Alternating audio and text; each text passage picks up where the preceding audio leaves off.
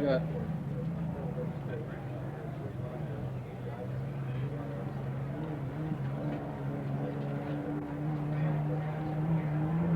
Notre Dame having a little difficulty in the right-hand or south turn. Wade Borgeson bringing it through the corner, and now he's on the backstretch.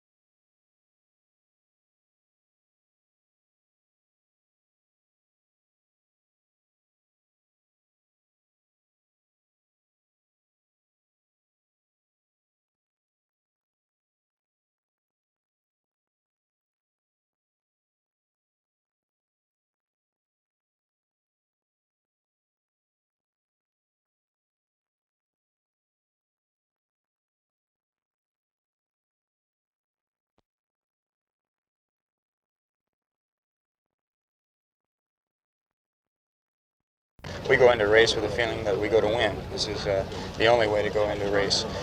We've had a lot of little problems come along, and it's very discouraging. Sometimes it's even frustrating, I think, to a driver because he's trying to put the boat out front and do his best job, and the crew tries to do theirs. And if you have any little minor problems, it can't be blamed on anything direct.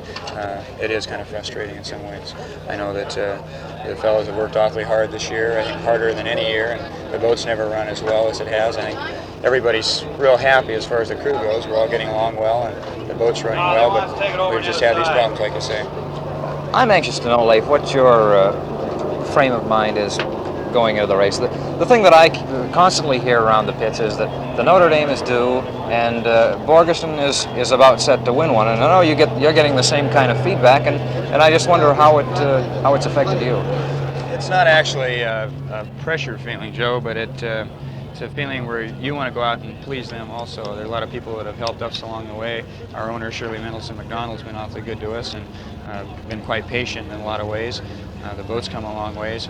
It's kind of a funny feeling. Everybody is hoping that we win, and we want to do our best job, and we hope it can be here in Seattle. Would you take a chance now and push to win a race in a way that you mightn't have back in Washington, D.C. or Owensboro, or one of the early races?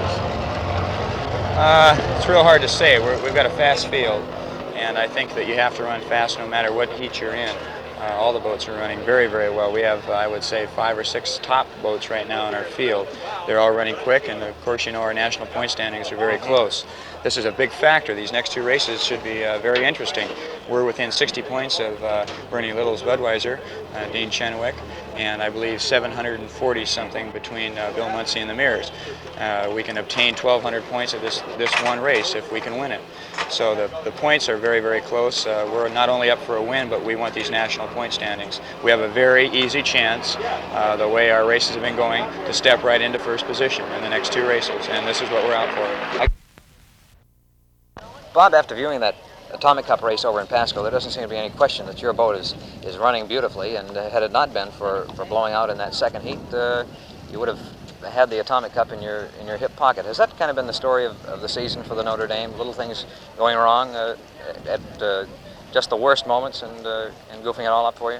Well, that's been the story. We just haven't been able to put 3 heats together. We've had, earlier in the year, we had a fuel feed problem, which was causing us about 1.5 seconds in every turn, which when you give them the rest of the field that much lead in the corners, you've got to play catch-up all the time. And so consequently, we got that solved. And over in Pasco, we broke a camshaft, which is practically unheard of. That's one of the problems that we least worry about, but it happened to us. So we've had these, like one of the owners said, we've had these little gremlins with us all season, and we hope we've got them all straightened out now. Like I say, over in Pasco, that happened. We beat everybody that we run against over there, and we had the fastest lap, the fastest heat, But, And you beat the winner quite handily in that final heat, too. Well, Tommy played it smart. All he had to do was finish, and he wasn't about to stretch his equipment to try to beat us because it would have been no advantage to him. He had the race in the bag. He had 800 points going in. We had 400 going in, so he played it smart. He done a real good job. I kind of wonder, you've had such a succession of little things going wrong all year long. If it's starting to wear on people a little, if maybe the driver comes back and wants to know what the heck the crew is up to, that they don't put the boat together right, or if the crew looks at the driver and wonders if he isn't pushing the equipment too hard or something like that. Well, Leif knows the boat mechanically, Leif being a mechanic himself, so he knows the problems that we have, and so it's not so tough when you've got somebody driving the boat that knows the problem that you're having and what you're trying to solve. He can see through it and know that it's not neglect, that it's something that we had to solve, and it took us quite a while to find it, but we finally got to it. So he's not too dejected, I hope.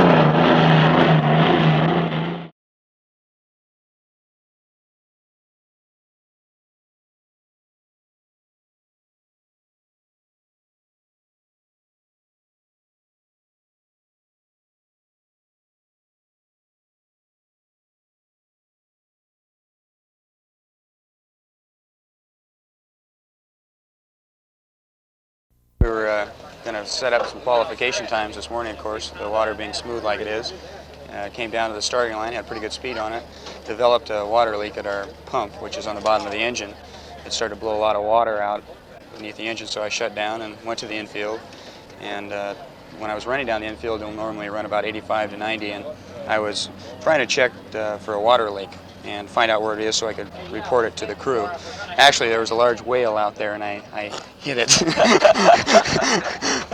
My crew says they're going to send me in for glasses there pretty soon. No, it was a small can that was out there that the Coast Guard does tie up to, and I was leaning out of the cockpit looking at the engine, trying to check to see where the leak was coming from, and I looked up, and here was this metal buoy. Normally we don't have steel-type buoys on the course. They're all a type of buoy where you can hit them and come back pretty safe. Right? It isn't bad damage.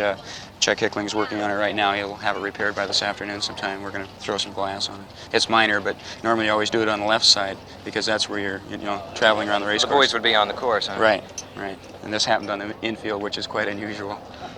It's not serious then? No, very, very minor. It's what you call a driver error. Should the buoy have been better marked? Or? It could have possibly been. I talked to the race committee. They'll possibly mark it, but I should have seen the buoy. How was the boat running before that, prior to the water leak? Very well. The water's quite calm this morning. I think it's going to cause a few problems for some of the heavier boats.